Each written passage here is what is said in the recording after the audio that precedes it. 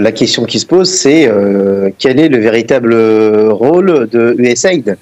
Est-ce que c'est un organe de développement et de soutien du journalisme, ou est-ce que c'est un organe de contrôle?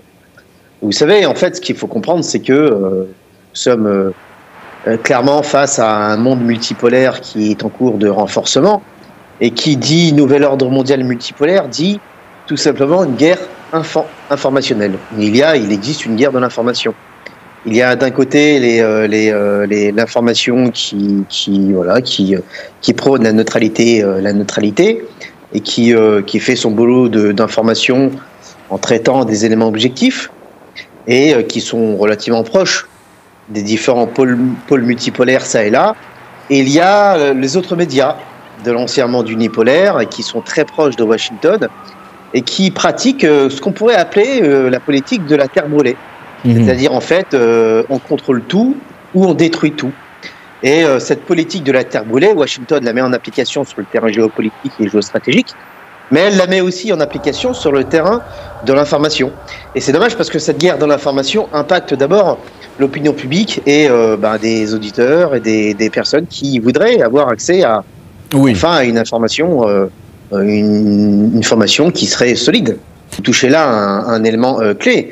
Et c'est bien là ce qui pose problème à Washington, parce que sur un champ de bataille militaire, l'opinion publique est parfois présent, mais il est beaucoup plus présent et pesant lorsqu'on parle d'une guerre de l'information. Et que ce soit quels que soient les peuples d'Occident, vous savez, les peuples d'Occident sont manipulés effectivement par leur gouvernement, mais ils ne sont pas tous idiots. Et l'opinion publique d'Occident, les peuples d'Occident et l'opinion publique, c'est que la plupart des médias d'Occident sont noyautés par, on fait voler en éclats leur neutralité, sont devenus des organes d'agitation propagande, sont noyautés qui plus est souvent par une idéologie d'extrême droite. Et je pense que l'opinion publique nord-américaine en a conscience.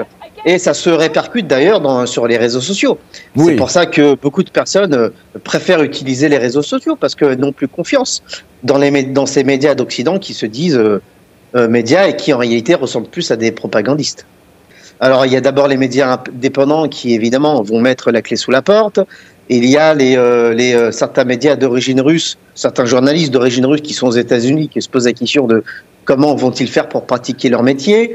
Un peu dans tous les médias du monde qui veulent et qui mettent en application la neutralité et qui veulent tout simplement faire leur travail et apporter à l'opinion publique un journalisme solide, se retrouvent face à une contradiction entre d'un côté se soumettre aux injonctions de Washington et qui consiste à dire tu feras le journalisme qu'on te dit de faire, et l'autre côté de la contradiction, si ne pas se plier à ces injonctions, ne plus être financé, ne plus être soutenu.